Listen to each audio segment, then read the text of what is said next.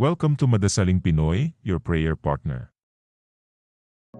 Ngayon ay ika-29 ng Disyembre, ang ika-5 araw ng pagdiriwang sa Pasko ng Pagsilang.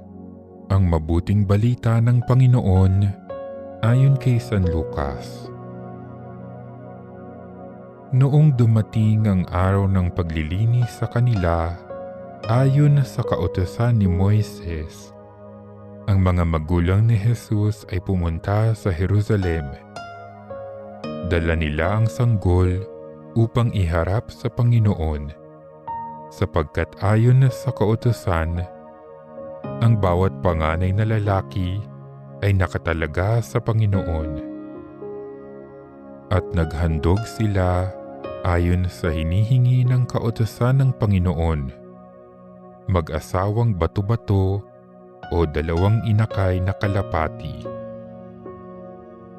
May isang tao noon sa Jerusalem, ang pangalay Simeon.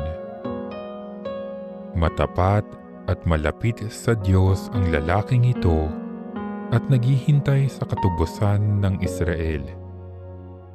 Sumasa kanya ang Espiritu Santo na nagpahayag sa kanya na hindi siya mamamatay hanggat hindi niya nakikita ang Mesiyas na ipinangako ng Panginoon.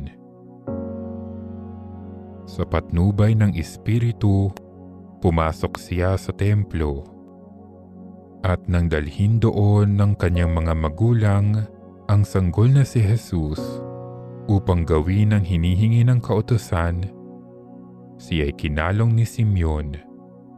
Ito'y nagpuri sa Diyos na ang wika, "Kunin mo na, Panginoon, ang iyong abang alipin.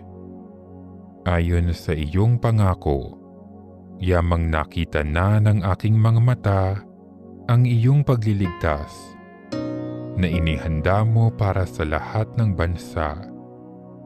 Liwanag itong tatanglaw sa mga hintil at magbibigay karangalan sa iyong bayang Israel."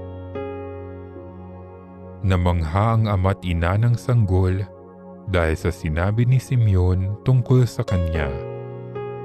Binasbasan sila ni Simeon at sinabi kay Maria, "Tandaan mo, ang batang ito'y nakatalaga sa ikapapahamak o ikaliligtas ng marami sa Israel.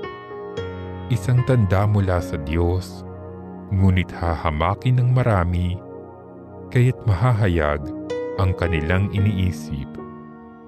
Dahil diyan, ang puso mo'y para na ring tinarakan ng isang balaraw."